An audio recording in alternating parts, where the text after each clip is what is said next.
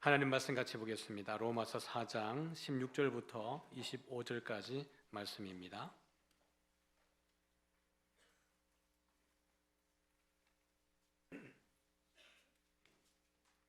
같이 읽겠습니다. 그러므로 상속자가 되는 그것이 은혜에 속하기 위하여 믿음으로 되나니 이는 그 약속을 그 모든 후손에게 굳게 하려 하심이라. 율법에 속한 자에게뿐만 아니라 아브라함의 믿음에 속한 자에게도 그러하니 아브라함은 우리 모든 사람의 조상이라. 기록된 바 내가 너를 많은 민족의 조상으로 세웠다 하심과 같으니 그가 믿은 바 하나님은 죽은 자를 살리시며 없는 것을 있는 것으로 부르시는 이시니라. 아브라함이 바랄 수 없는 중에 바라고 믿었으니 이는 내 후손이 이같으리라 하신 말씀대로 많은 민족의 조상이 되게 하려 하심이라. 그가 100세나 되어 자기 몸이 죽은 것 같고 사라의 태가 죽은 것 같음을 알고도 믿음이 약하여지지 아니하고 믿음이 없어 하나님의 약속을 의심하지 않고 믿음으로 견고하여져서 하나님께 영광을 돌리며 약속하신 그것을 또한 능히 이루실 줄을 확신하였으니 그러므로 그것이 그에게 의로 여겨졌느니라.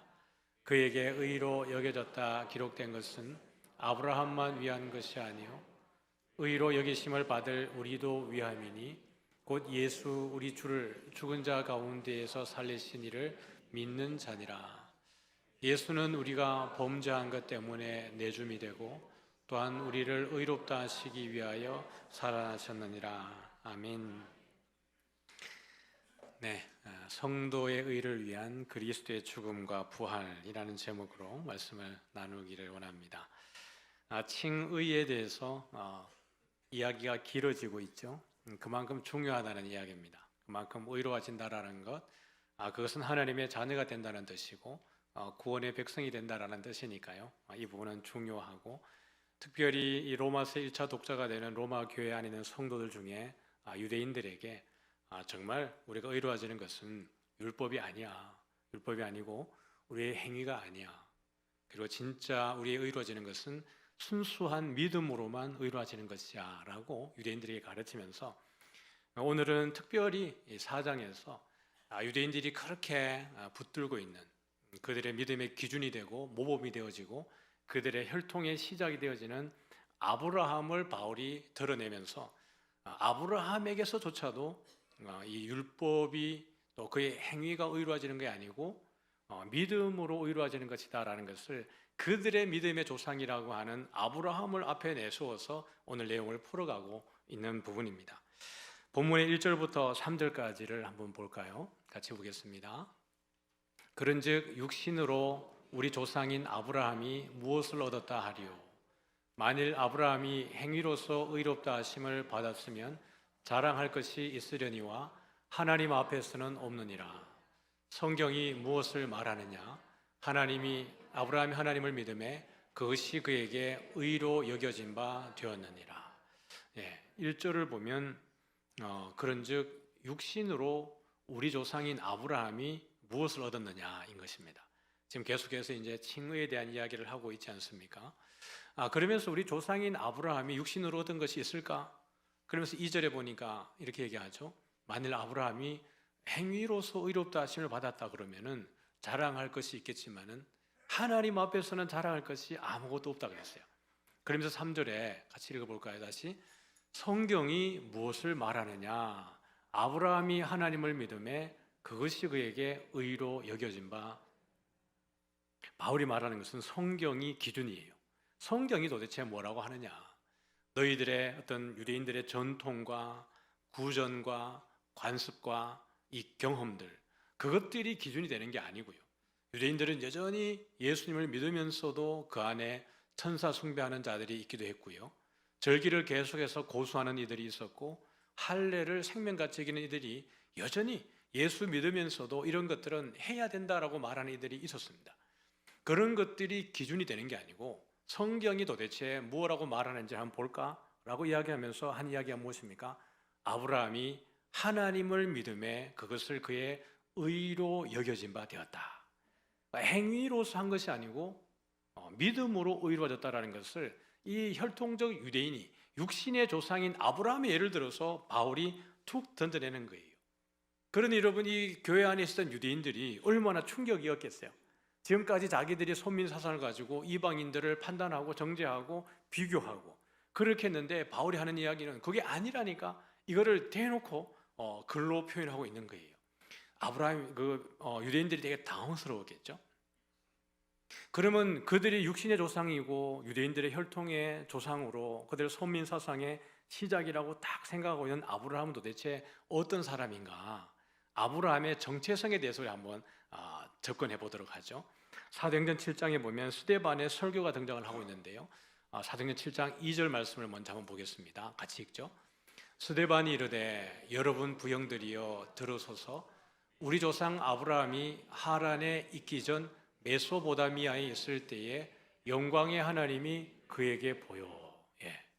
여기 보니까 아브라함이 하란에 있기 전에 메소보다미아에 갈대아 우르에 있었을 때에, 그때에 누가 나타났어요?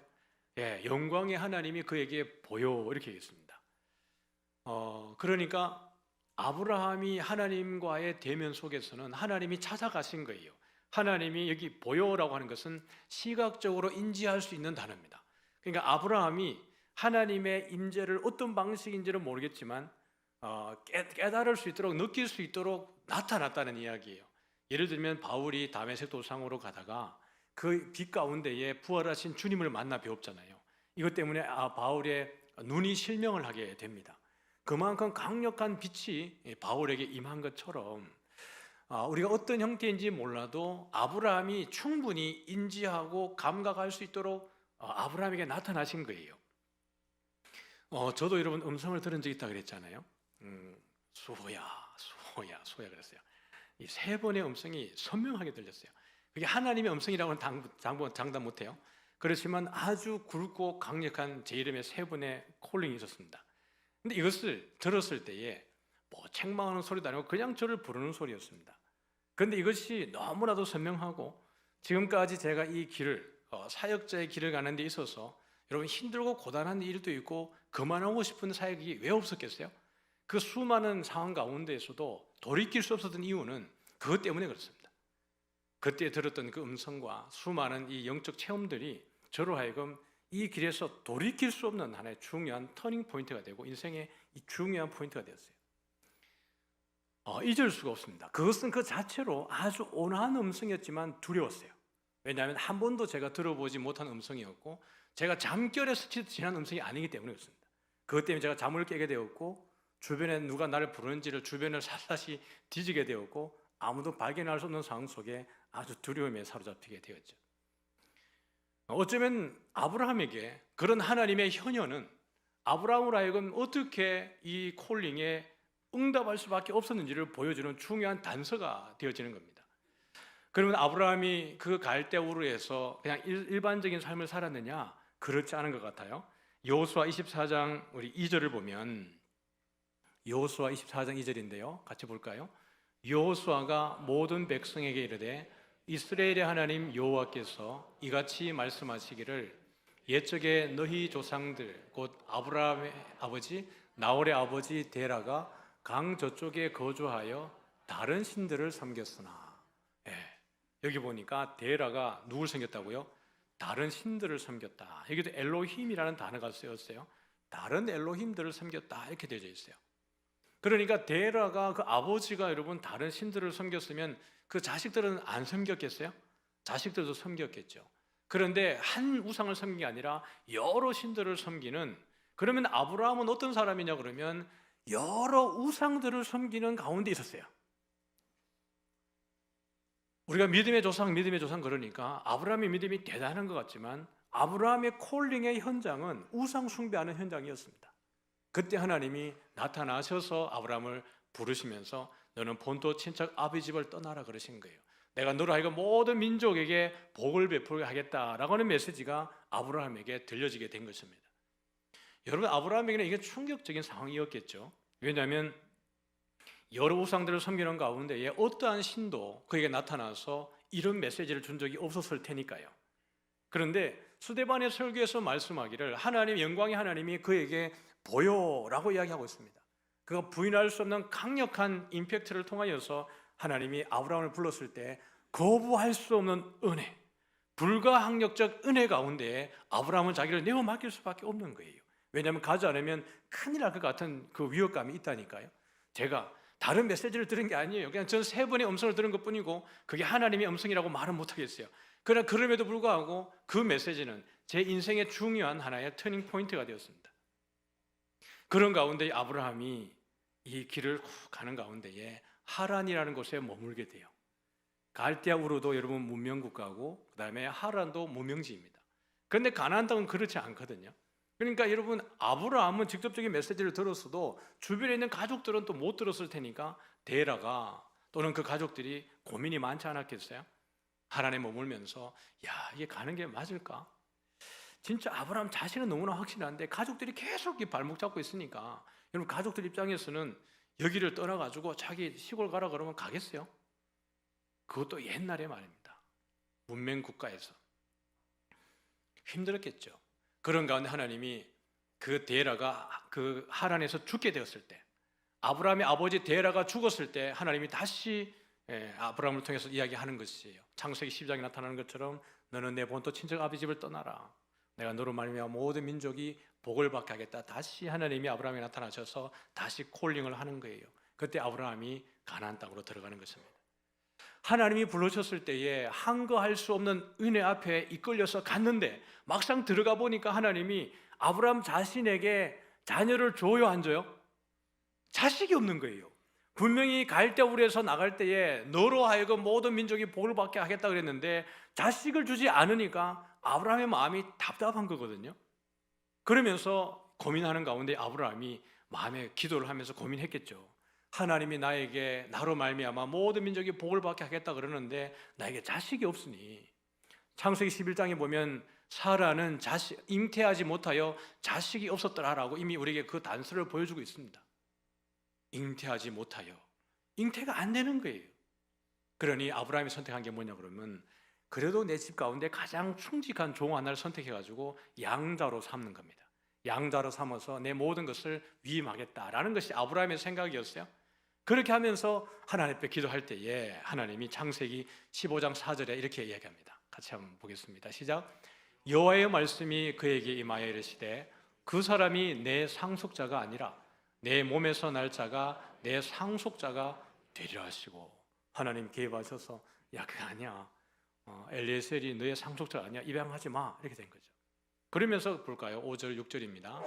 그를 이끌고 밖으로 나가 이르시되 하늘을 우러러 뭇별을 셀 수 있나 보라.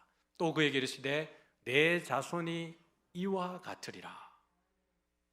지금 당장은 자식이 없는데 하나님이 야 엘리에셀 아니야, 멈춰라고 이야기하시면서 아브라함을 밖으로 내려가서 하늘의 별을 보게 하는 거예요.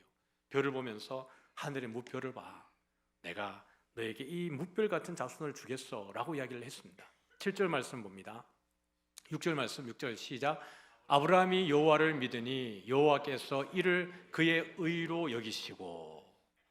지금 저는 어떤 이야기를 하고 있냐면 여러분에게 아브라함이 행함으로 의로움을 받은 게 아니라는 이야기를 여러분에게 지금 해드리고 있는 것입니다. 아브라함은 처음부터 경건한 자도 아니었고 처음부터 뭔가 대단한 사람도 아니었고 아브라함의 시작은 우상 숭배하는 사람이었습니다. 다시 말하면 유대인들 입장에서 보면 경멸하고 상종할 수 없는 출신이 아브라함이라는 이야기예요. 그런 사람을 하나님이 불러내어서 복을 삼아 주셨는데 정말 아브라함이 율법을 통해서 행위를 통해서 의로움을 받았느냐? 그게 아니라는 얘기예요. 아브라함이 먼저 의롭다함을 여김을 받은 것은 그가 자식이 없었을 때에, 사라가 잉태하여서 아이를 낳을 수 없었을 때에 하늘의 뭇별을 보여주면서 내 자손이 하늘의 별과 같이 많을 것이라고 했던 이 하나님의 말씀을 믿음으로 말미암아 그것을 하나님이 그의 의로 여겨주셨다라는 것입니다. 그러니 아브라함의 의의 시작은 어떤 행함이 아니라 믿음의 고백이었습니다. 신실하심을 하나님을 믿는 믿음의 고백을 하나님이 잘했어, 내 너를 의롭게 여겨줄게 라고 한 것의 시작이라는 거예요. 그러면 유대인들이 생각할 때 생명같이 여기는 할례, 그 율법, 그리고 이 할례를 의로 여겼던 그 근거는 몇 장이냐? 17장을 한번 볼까요? 창세기 17장입니다. 같이 한번 보죠. 9절 말씀 시작. 하나님이 또 아브라함에게 이르시되 그런즉 너는 내 언약을 지키고 내 후손도 대대로 지키라. 너희 중 남자는 다 할례를 받으라. 이것이 나와 너희와 너희 후손 사이에 지킬 내 언약이니라. 너희는 포피를 배워라. 이것이 나와 너희 사이에 언약의 표징이니라. 여러분 보세요. 유대인들 입장에서 보면 이 할례가 그들의 언약의 기준이 될 만합니다. 다시 우리 9절 10절을 한번 볼까요? 9절을 보면 하나님이 아브라함에게 그런즉 너는 내 언약을 지키고 내 후손도 대대로 지키라고 하면서 10절에 뭘 주셨어요? 할례를 주신 거예요. 그러면서 너와 너희 후손 사이에 지킬 내 언약이라고 이야기했으니까요. 유대인들은 이것이 자기들이 지킬 것이고 영원히 대대에 지킬 것이며 이것을 지키는 것이, 율법을 지키는 것이 의가 된다라고 생각하는 근거가 바로 여기에 있습니다. 이것이 여러분 관점의 차이가 되는 거죠. 도대체 의의 시작은 15장이냐 17장이냐의 문제예요. 여러분 15장과 17장 사이에 뭐가 있어요? 네, 16장이 있어요. 16장이 있어요. 16장에는 여러분 어떤 내용이냐 그러면요, 이스마엘이 출생하는 사건이에요. 하나님이 분명히 엘리에셀을 통해서 야, 내 몸에서, 그 엘리에셀이 아니고 내 종이 아니고 너의 몸에서 날 자가 너의 후손이야 라고 이야기했는데 여전히 사라의 태는 닫혀 있습니다. 그러면 아브라함이 생각할 때 내 몸에서 나는 씨니까 그러면 일단은 나의 씨로 되는 것이니까 어떤 방법을 고민해보자라고 했을 때 사라가 제안한 것이 무엇이었어요? 그 사라의 여종인 애굽 여인 하갈을 통해서 자녀를 출산하는 거였습니다. 그래서 그때 낳은 것이 이스마엘이에요. 이스마엘이 출산하고 난 이후에 하나님은 몇 년 동안 잠잠하시냐 그러면 13년이라는 세월 동안 하나님은 침묵하십니다. 16장과 17장, 16장의 마지막과 17장의 시작은 한 절 차이지만 13년이라는 간격이 거기 있습니다. 그리고 난 이후에 13년 동안 잠잠하셨던 하나님이 제일 먼저 하셨던 이야기가 뭐냐 그러면 아니 엘샤다이라고 했습니다. 아니는 나는 이라는 뜻입니다. 나는 전능한 하나님이야 라고 얘기했어요. 침묵하신 하나님이 연 첫 번째 마디가 나는 전능한 하나님이라는 말씀을 하신 거예요. 아브라함아, 너의 방식이 아니야. 나는 이 모든 걸 할 수 있어. 왜 나를 의심하는 거야? 라고 이야기하면서 다시 하나님이 아브라함에게 후손에 대한 약속을 하시는 거예요. 내가 너로 하여금 모든 민족이 복을 받게 하겠다 라고 하시면서 그때에 맺은 것이 할례의 언약입니다. 이것은 이미 하나님이 아브라함이 하나님을 믿음으로 고백한 그것이 의로 여겨진 이후에 다시 하나님이 아브라함에게 야, 이스마엘이 아니고 내가 너의 몸으로 나는 또 다른 씨, 사라를 통해서 나는 그 씨로 너의 민족을 삼을 거야 라는 이 말씀을 그 가운데 믿은 거예요. 믿음의 징표로 준 게 뭐냐 그러면 뭐겠어요? 할례예요. 할례는 믿음의 징표고 사인인 것입니다. 그러면 여러분의 질문을 드리겠습니다. 의의 기준이 되는 것은 믿음이 먼저예요? 할례가 먼저예요? 믿음이 먼저예요. 그런데 유대인들이 이것을 바꾼 거예요. 이 언약을 지키는 것이, 할례를 지키는 것이 먼저가 되는 것이고 믿음은 이후라고 그들이 생각을 하고 있는데 바울은 여기에서 이게 아니라는 것을 우리에게 설명하고 있는 것이에요. 그래서 말하기를 우리 육신의 조상으로 말하면 아브라함이 도대체 무엇을 얻었느냐라는 거예요.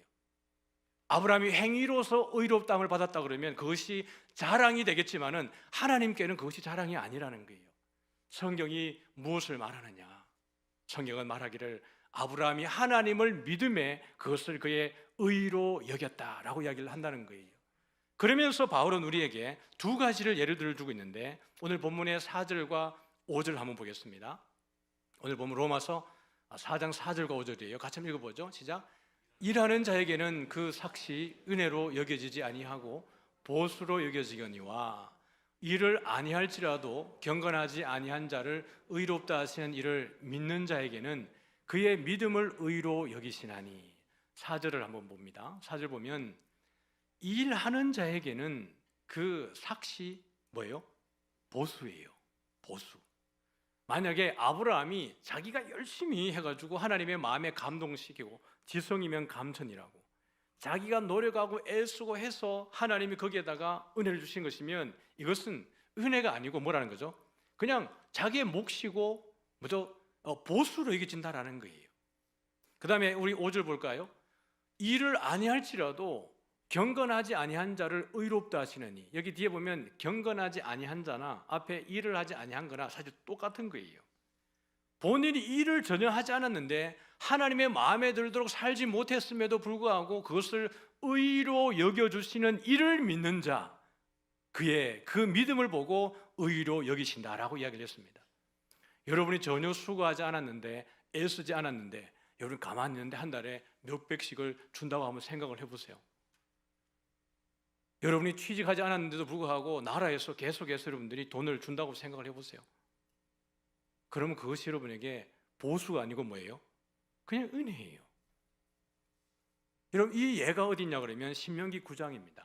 하나님은 신명기 9장을 통해서 이미 그들에게 이야기를 하셨어요. 신명기 9장 한번 볼까요? 9장 보겠습니다. 4절부터 보죠. 시작.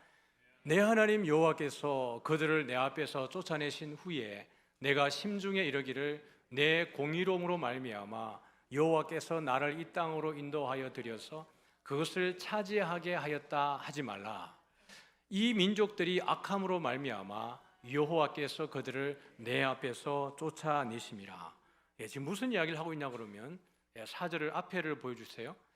지금 우리는 오늘 본문에 있는 내용을 다시 보는 겁니다. 이 일을 하는 자에게는 그 삭시 은혜로 여겨지지 아니하고 보수로 여겨지거니와 이 일을 아니할지라도 경건하지 아니한 자를 의롭다 하시는 이를 믿는 자에게 그의 믿음을 의로 여기게 하는 것에 대한 이 관련 구절을 지금 보고 있는 거예요.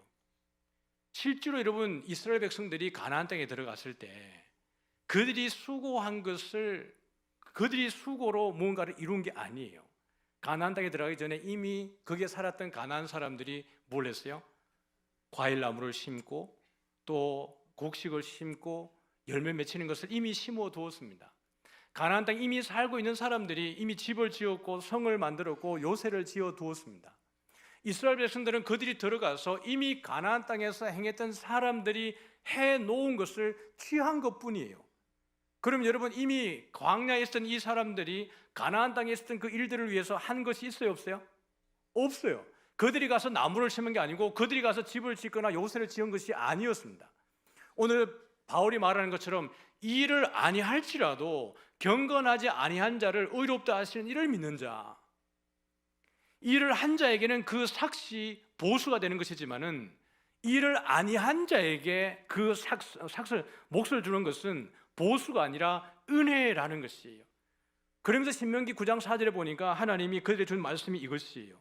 내 하나님 여호와께서 그들을 내 앞에서 쫓아내신 후에 내 심중에 너희들의 마음 속으로, 너희가 마음속으로 생각하기를 내 공의로움으로 말미암아서 하나님이 나를 이 땅으로 인도하여 드려서 그것을 차지하게 하셨다 하지 말라는 거예요.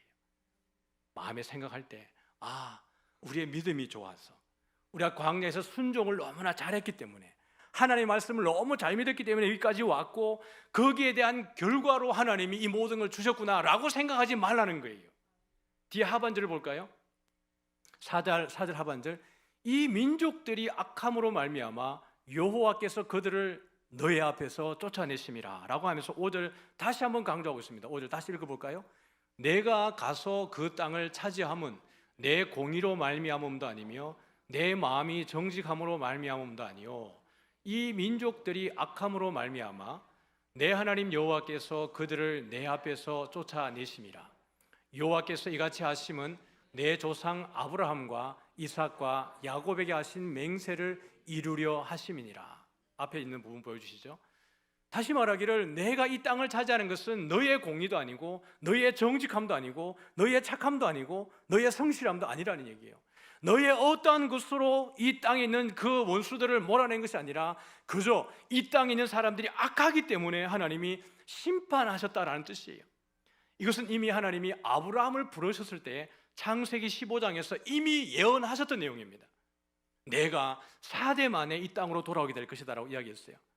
너희의 후손이 4대 만에 이 땅에 돌아오게 될 텐데 돌아오게 되는 그 이유는 이 땅에는 아모리 족속의 죄악이 이 땅에 가득 찼을 때 너희들은 돌아오게 될 것이라고 이미 창세기에서 아브라함에게 하셨던 맹세였습니다.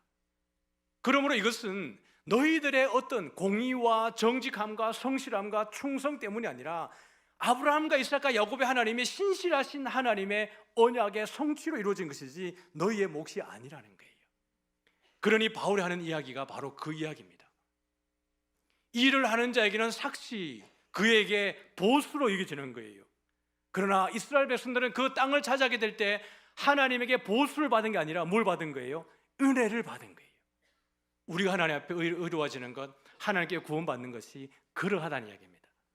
우리가 뭔가를 열심히 결과물을 내고 성과를 내고 그렇게 해야 우리가 구원받고 우리가 의로움을 받고 자유자가 되어지는 것이 아니라 오늘 우리는 아무런 대가 없이 하나님께 드림도 없이 그저 하나님의 기쁘신 뜻 안에서 예수님을 나의 구주로 고백하는 그 믿음의 진실한 고백으로 말미암아서 우리 모두는 복음 안에서 차별이 없이 의인이 되는 줄 믿으시길 바랍니다.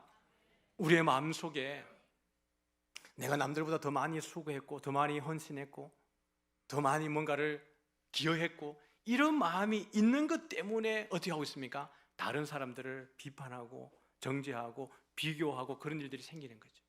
반대로 말하면 그렇게 헌신하지 못하는 사람들 입장에서는 내가 교회 안에 뭔가를 할 수 있을까? 하나님 나를 기뻐하실까? 내가 이 공동체에 들어갈 수 있을까? 나 같은 사람을 여기서 받아줄까? 이런 스스로 소외되어지고 상처받고 외면당하고 스스로 그렇게 되는 사람들이 생기지 않겠어요? 무엇이 기준이 될 때? 행함이라는 것이 기준이 될 때 말입니다. 그러나 복음 안에서는 그 어떤 것도 차별도 없고 구별도 없습니다. 여러분이 예수님을 50년을 믿었던 70년을 믿었던 예수님을 하루 믿었던 상관없이 하나님 앞에 의로워지는 것은 우리가 예수님을 나의 구주로 고백하는 믿음의 고백으로 되는 줄 믿습니다. 네, 이것이에요. 바울은 한 가지 예를 더 들고 있는데요, 6절 말씀 한번 볼까요? 오늘 본문의 6절입니다. 한 가지 예를 더 주고 있어요. 오늘 로마 4장 6절 말씀을 같이 한번 보죠. 나와라 짠. 같이 읽겠습니다. 시작. 일한 것이 없이 하나님께 의로 여기심을 받는 사람의 복에 대하여, 바울은 다윗의 시편을 인용을 하면서 이걸 이렇게 얘기했어요. 일한 것이 없이 하나님께로 의로 여기심을 받은 사람의 뭐에 대해서요? 복에 대해서. 그럼 이게 얼마나 놀라운 복이에요. 이스라엘 백성들이 수고하지 않았던 것을 취하게 되는 것이 얼마나 놀라운 복이에요. 내가 구원받기 위해서 여러분 애쓰고 수고하고 노력하고 그 신의 경지에 이르기까지 그 신이라고 하는 하나님의 마음에 합당하게 뭔가를 이룰 수가 있어요, 없어요? 절대로 못 이루어요. 그런 우리에게 구원이라는 것을 그저 주시는 그 하나님 앞에 그 사람의 복에 대하여서 바울은 다윗의 시편을 인용하면서 이렇게 얘기했어요. 7절과 8절입니다. 같이 봅니다. 시작. 불법이 사함을 받고 죄가 가려짐을 받는 사람들은 복이 있고 주께서 그 죄를 인정하지 아니하실 사람은 복이 있도다 함과 같으니라. 7절 다시 한번 보여주세요. 불법이 사함을 받고 죄가 가려짐을 받는 사람은 복이 있다. 여러분 이게 누구예요? 다윗 자신이에요. 어릴 때부터 다윗은 하나님을 잘 섬겼습니다. 누구보다도. 그렇죠? 그렇게 하고 하나님께 기름 부음을 받고 왕이 되었어요. 그러나 그에게 치명적인 죄가 있었죠. 바세바에 대한 사건이었습니다. 우리아를 전쟁에 내몰아서 살인하게 되어졌어요. 모든 사람들에게는 감출 수 있을지 몰라도 하나님께는 그게 감춰지지 않았습니다. 그러나 그런 죄를 지었은 불법을 하고 죄를 지었던 다윗임에도 불구하고 하나님이 그를 끊어버리는 것이 아니라 다윗에게 약속하셨던 그 언약의 약속으로 인하여서 다윗을 용서해 주시는 거예요. 무죄하다라고 그냥 선포하는 것이 아니라 하나님의 의로 하나님의 그 공의로 다윗을 덮어서 가리워 주는 거예요. 다윗을 보호해 주는 것이지. 여러분 오늘 우리가 살아가는 가운데 불법을 행하지 않는 사람이 있습니까? 죄를 짓지 않는 사람이 있습니까? 그 어느 누구도 없어요. 그런데 예수 그리스도로 우리를 어떻게 합니까? 옷 입혀주시는 것이에요. 예수의 그 의로운 옷이 우리의 모든 불법을, 우리의 모든 죄를 가리워주는 거예요. 그럼 죄를 지어도 되겠네. 그 얘기를 하는 게 아니에요. 그 가려진 죄가 우리의 어떠한 노력과 우리의 열심으로 되어진 것이 아니라 창세 전에 이미 예정하신 하나님이 그 기쁘신 뜻을 따라서 우리에게 거저 주신 은혜로 말미암아서 우리에게 주신 은혜고 의가 되는 줄 믿으시길 바랍니다.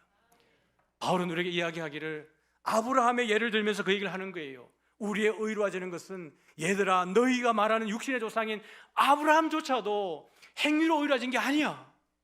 아브라함조차도 의로 믿음으로 의로워진 것이야. 유대인과 이방인 사이에 절대로 구분과 차별은 없어라는 것이 바울의 진술입니다.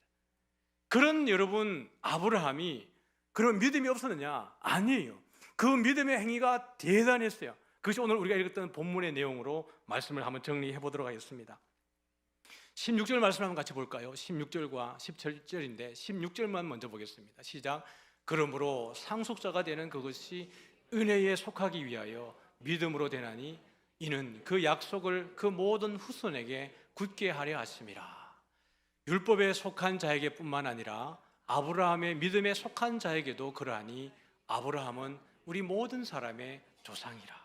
말씀을 한번 정리해 볼까요? 여러분 아브라함이 의롭게 되어진 것은 할례를 받고 나서예요? 아니면 할례를 받기 전이었어요? 할례를 받기 전이었어요. 하나님이 모든 민족에 복을 주신다고 선포하신 것은 할례를 받은 후에요? 할례를 받기 전이었어요? 예, 할례를 받기 전이었어요. 아브라함을 처음 부를 때부터 하나님은 모든 민족이 너로 말미암아 복을 받겠다라고 하는 것이 선포였습니다. 그리고 아브라함을 의로 여긴 것은 할례를 받기 전이었어요. 그러므로 아브라함은 육신으로 유대인들만의 조상이 아니라 믿음으로 보면 오늘 예수님을 믿음으로 고백하는 우리들의 조상이기도 한 줄 믿으시길 바랍니다. 16절이 그걸 이야기하고 있어요. 16절 하반절 다시 한번 보여주시겠어요? 율법에 속한 자에게 뿐만 아니라 아브라함의 믿음에 속한 자에게도 그러하니 아브라함은 우리 모든 사람의 조상이라고 이야기했어요. 왜냐하면 우리의 믿음의 본이 아브라함이기 때문에 그러합니다. 여러분 17절과 18절 한번 같이 봅니다. 시작. 기록된 바 내가 너를 많은 민족의 조상으로 세웠다 하심과 같으니 그가 믿은 바 하나님은 죽은 자를 살리시며 없는 것을 있는 것으로 부르시는 이시니라. 아브라함이 바랄 수 없는 중에 바라고 믿었으니 이는 내 후손이 이같으리라 하신 말씀대로 많은 민족의 조상이 되게 하려. 17절 한번 봅시다. 보면 아브라함이 하나님은 어떤 하나님이셨어요? 죽은 자를 살리시며 없는 것을 있는 것으로 부르시는 이시니라. 죽은 것을 살리시는 이. 아브라함이 자기 몸이 죽은 걸 알았잖아요. 더 이상 생산 능력이 없는 걸 알았습니다. 사라의 태가 다친 것을 알았습니다. 살았지만 어떻게 보면 대를 이어가는 그 측면에서 보면 그 몸은 죽은 몸이었어요. 그러나 아브라함은 이 반복되어지는 하나님의 메시지를 통해서 죽은 나에게도 생명을 주시고 없는 것도 있게 하시는 하나님이라는 것을 그는 믿었습니다. 19절과 20절을 한번 볼까요?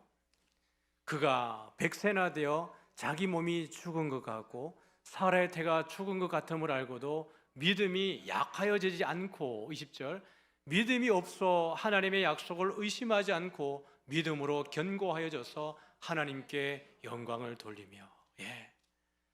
아브라함의 하나님은 죽은 자도 살리고 없는 것도 있게 하시는 하나님이었습니다. 아브라함은 믿음이 약하여지지 않았어요. 믿음이 약하여서 의심하지 않고 오히려 견고하여져서 영광의 하나님을 믿었다라는 것입니다. 사랑하는 성도 여러분, 이것이 우리의 의로움의 근거가 되는 것입니다.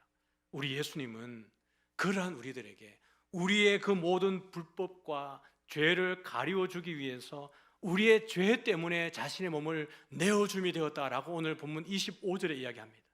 우리의 범법 때문에 우리의 범죄한 때문에 예수님이 내어줌이 되었고 우리의 의를 위해서 예수님이 어떻게 하셨다고요? 예, 살아나셨다라고 이야기하고 있습니다. 우리를 의롭게 하기 위해서, 다시 말하면 다윗의 시편에 말한 바 불법이 가려지고 죄가 사함을 받는 그 사람의 복에 대해서 그 사람은 복이 있다라고 이야기했는데 오늘 우리의 그 모든 죄악이 그 위법한 것이 예수 그리스도의 십자가의 그 피가 그 모든 것을 덮어준 줄 믿으시길 바랍니다. 그러므로 우리는 다시 종의 자리로 돌아가지 않는 것이에요. 진리가 너희를 자유하게 하리라. 믿음이 오므로 인하여서 예수 그리스도가 우리를 그 율법의 굴레에서 벗어나게 하고 자유하게 하고 그 종의 자리에서 건져내어서 자유자로 만들어 두었는데 다시 우리가 율법을 이야기하게 되고 할례를 이야기하게 되고 구습을 이야기하게 되고 우리의 관습을 이야기하게 된다면 자유자가 되었던 우리 스스로가 다시 종이 되어져 버리는 것입니다.